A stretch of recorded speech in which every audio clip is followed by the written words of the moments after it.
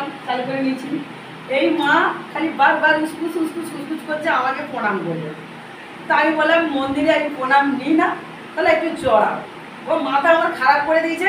তা আমি বাইরে আমাকে নিয়েও গেল জড়ানোর জন্য। তো বলছে মা একটু ভিডিও করে আমি করবো না। তা আমিও বললাম তাহলে ঠিক আছে, ভিডিও তো সারাদিন ছাড়া হয়নি 2-3 দিন। তা লাইভ ছিলাম তো না? হ্যাঁ, বলো 3-4 ঘন্টা লাইভ ছিল। আরে মা নমস্কার, আমরা গড়িয়া থেকে এসেছি মায়ের কাছে। আমরা প্রচন্ড উপকৃত মায়ের কাছে এসে। মা প্রচন্ড ভালো হাত দেখতে পারে, ভাগ্য গণনা করতে পারে। আপনারাও পারলে আসবেন মায়ের কাছে। মায়ের ব্যবহার ভীষণ ভালো। মায়ের সাথে আমি ঝগড়া করেছি, মা আসছে। খুবই ভালো, মা আমার আমার খুব ভালো ভীষণ ভালো লেগেছে। মা, আমার সোনা মা। আমাদের খুব ভালো লেগেছে। কখন আপনারাও আসবেন মায়ের কাছে। মা ভীষণ ভালো, আপনারা একবার এলেই বুঝতে পারবেন মায়ের ব্যবহার। আমরা কোনোদিন আসিনি, আজকেই প্রথম এসেছি। মাকে ভীষণ ভালো লেগেছে। আমরা ইউটিউবে দেখেছি, মায়ের কাছে কোনোদিন আসা হয়নি, আজকেই এসেছি মায়ের কাছে। কোথা থেকে এসেছি বলো? আমরা গড়িয়া থেকে এসেছি। আপনাদের মনস্কামনা নিয়ে আসুন, এখানে অবশ্যই পূরণ হবে। পূর্ণ হবে। এই মা যখন এসেছিল, লাইভটা চলছিল, দেখবে লাইভ চলতে মানে দাঁড়াতে পারছে না, সারাক্ষণ হাতগুলো এরকম হয়, নার্ভের প্রবলেম অনেক পুরোদন। তো এখন কেমন লাগছে? নিঃশ্বাসের কষ্ট হচ্ছে, মাঝখানে ভীষণ কষ্ট হচ্ছিল। মা ঝাড়িয়ে দেওয়ার পরে আমি এখন যেন অনেকটাই ফিল করছি ভালো। মানে কি কি করলাম তোমাকে? মাথা থেকে তেল লাগিয়ে দিয়েছে, তারপরে হাত ম্যাসেজ করে দিয়েছে, বুকে। লাইভটা দেখলে বুঝতে পারবে, লাইভ চলাকালীন করা হয়েছে, পুরো শুয়ে পড়েছিলেন উনি, এমন অবস্থা হয়ে গেছিল, কষ্ট হচ্ছিল। এখন মুখে হাসি এসছে তাই চালাচ্ছে আমাকে, বুঝেছো? হাসি এসছে তো তাই চালাচ্ছে। বাবার হাত থেকে সব কি বলেছে তো? হ্যাঁ হ্যাঁ, অবশ্যই খুব ভালো। আমার সোনা মা, একদম। আমার সোনা মা, আমার সোনা মার কাছে রোজ জানাতে আসবে। এবার একবার চিনে গেছি না, জলে পড়ে গেছি। আপনারা আসবেন, সাবধানে আসবেন। আমার ছেলে জলে পড়ে গেছে, ফোটো সব গোটা জামা প্যান্ট ভিজা। সাবধানে আসবেন, আমার ছেলে পাকাটি করেছে বলে করেছে। বুঝতে পারছো? ও চেয়েছিল একটা ভেলা করে ঘুরবো ভালো করে নিজের মতো, বুঝলো তো? কোনোদিন তো দেখেনি। আর পাকানি মারতে গেছে ভেলাতে গিয়ে, আর ও উল্টে পড়েছে ডিসব্যালেন্সে, নিজের জন্য নিজের প্রিয় হয়েছে। তার জন্য আমার ছেলে মেয়েগুলোকে বললাম, বলছে না ওরা পড়েনি। এই মায়ের হাতগুলো যখন এসেছিল এরকম এরকম করছিল, দাঁড়িয়ে ছিল যখন এরকম এরকম করছিল, ঠিক আছে? আমি ভাবছিলাম কি মা তোমার নার্ভের প্রবলেম? বলছে হ্যাঁ মা, আমার দেখা যাচ্ছে তো আমাকে? হ্যাঁ, ওই দিকে সরে গিয়ে ভালো দেখো যে হ্যাঁ মা, অনেক দিন ধরে আমার নার্ভের প্রবলেম আছে। তো আমি দেখলাম এনা 7-8 বছরের নার্ভের প্রবলেম। স্বামী মারা গেছে 2 বছর হলো, তার দিক থেকে আরো বেড়ে গেছে। দেখো এখন কিন্তু হাত পা কিছু নড়ছে না, দেখো। না না, আমার নিঃশ্বাসের কষ্টটাও ভালো লাগছে মা। ভালো লাগছে? হ্যাঁ মা, আমি অনেকক্ষণ ধরে ফলো করছি, আর আমার এক বুকটা ঘন্টা ধরে follow ধড়ফড় করছি, হ্যাঁ? হচ্ছিল, খুব কষ্ট তাই হচ্ছিল। ঝগড়া করছে। কিন্তু মা এটা করে দাও, সেটা মানে ঝগড়া, মানে কি ইয়ে মা তো এনারা আমি যা যা বলে দিচ্ছি, চাকরি কবে আছে না আছে কি আছে সব কিছু এনাদের একান্ত ব্যাপার, ওরা বলছে ওগুলো বলবে না। তো আস্তে আস্তে তোমরা দেখবে, 2 মাস টাইম নিয়েছি, আসবে। আর এই যে দেখো, এই দেখো এটা দিলাম,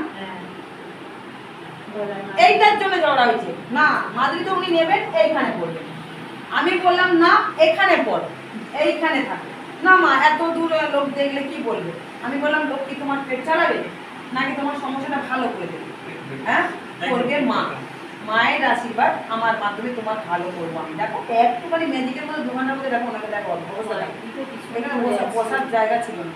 মায়ের তো পিছনে যে মায়ের কি দেওয়ালে আমি যেতে পারবো? দেওয়াল তো মায়ের না, মা সব দেখছে। মা আওয়াজ করেছে আজকে? হ্যাঁ, ছেলের কথা যেই বললে মেয়ে ভালো হবে না, তখনই আওয়াজ দিয়েছি। মা সারা দেয় তো? একদম আওয়াজ দিয়েছে, আমি শুনেছি। আমি বললাম দেখো টিকটিকি এখানে আওয়াজ করে। হ্যাঁ, এর আগেও যে ভক্ত এসছে তখন সে তুমি কথা বলছিল, ঠিক করে দেখো মা, তোমার কথা এতটুকু কিন্তু উত্তর দেয়নি। সব মিলেই দেখো আমি দেখি তো মা। বুঝতে পারছো? এখানে টিপটিপে মায়ের কৃষ্ণকালী মার পিছন থেকে সারা দিচ্ছে, টিক টিক টিক। আমরা বললাম যদি সত্যি মাথাটা দেখে সবসময় সারা থাকে থাকে এখানে। ওনার যে সমস্যাটা, একটা সমস্যা নিয়ে বললাম এটা ঠিক হবে না, বলছিলাম না বাবা? তখন আমি যখন বলছি ওনারা বলছে হ্যাঁ জানি না আমি সেটা কি করে করবো, কি হবে না হবে একটা পরামর্শ হয়েছিল। না বাবা ওটা ঠিকঠাক হবে না, তুমি এটা করো না, এটা করো। তারপরে মা যদি থাকে মা ঠিক ঠিক করবে, তারপরে ঠিক ঠিক মা করেছেন তো বাবা। মা যখন বলছে এই মেয়ে ভালো হবে না, তোমাকে ভালোবাসে না, ভালোবাসা ভালো লাগা একদম, তখন ঠিক ঠিক বলছে। পার্সোনাল কথা বলা দরকার নেই, কারো ক্লিয়ার পার্সোনাল কথা বলতে যাবে না। তা এই মায়ের দেখো হাত কিন্তু নড়া বন্ধ করে দিয়েছি, 2 মাস টাইম নিয়েছি। দেখো খালি এরকম এরকম হয়, এরকম নার্ভের প্রবলেম। আর কি হয়েছে এখানে দেখো, তেল দেখো, এখন সারা গায়ে তেল দেখো। মায়ের জাগ্রত করতে চুয়ে পড়ে তেলে বিরাট হয় তো, তেল দিয়েছি ওনাকে আমি, উনি ধুনো মায়ের ফুল টুল কিছু আনতে পারেনি। আমার আজকে ছেলেকে একটু জাল তেল দিলাম আবার আলাদা আলাদা কি ওটাতেই তো তেল দিয়ে সব ওকেও দেবো তেল সবাইকে ওই ওটা তেলেই খাবে। দিতে না আমি এখন গিয়ে বলিনি, এখন একটু কপালে ওই তেলটাতেই তেল মাখিয়ে তোমার ছেলের কি সমস্যা আছে? মানে হোক না না করে বুঝতে পারি না হোক, ইচ্ছে করে যেন হোক আমি দেবো, তাই তো যেটা বলেছি না? এই যে এইভাবে ভুলভাল করছে মা আমার। ছেলে তো কিছু নেই, আমি তেলের জন্য ছেলের যা যা সমস্যা সেগুলো তো করেছি বাবা। এবার ওনার নার্ভের প্রবলেম নিয়ে কি বলবো, নার্ভের প্রবলেম হয়ে যাবে। ঠাকুর ভালো রাখার ভালোই এমনি না তাই মা, যা এত কিছু বললাম হলো না, মানে আরো যদি করে আরো ভালো, তাই তো? এই যে বুঝতে পারছো তোমাদের সামনেই ধরা পড়বে, তোমার কাছে আমি থাকি, বুঝতে পারছো? তোমার বাড়ির কাছে হলে তোমার কাছে চলে আসতাম তো, অনেকটা দূর তো। ভিডিও ডালারে আমি ওনার পিছনে 1.5 ঘন্টা লেগেছি, 1.5 ঘন্টা তোমরা দেখো লাইভটা করেছি, 1.5 ঘন্টা ওনার কাজগুলো করলাম। অনেক রকম সমস্যা দেখলাম, পেটের এখানে শীষ ধরা পড়েছে, শীষ। হ্যাঁ ওটা কি হবে না? আমি শুধু পেটে হাত দিয়ে শীষটা ধরলাম, ঠিক আছে? এরা বলছিল কি টনসিলে কি পাথর নাকি এটা বলছিল না?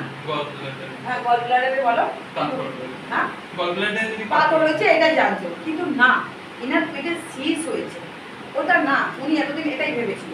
আর ওনার মধ্যে একটা ভয় ছিল, আজ অনেক দিন ধরে এনার ভিতরে জন্ডিস আছে কেউ বলেছে, কিন্তু এনার মধ্যে জন্ডিস নেই, জন্ডিসের লক্ষণই নেই, আমি দেখতে পাইনি। আর যেটা বলেছি এটা উনি যদি ডাক্তারও দেখায় সেটাই বলবে, কারণ যেগুলো আমি পারি সেগুলো করে দেখাচ্ছি।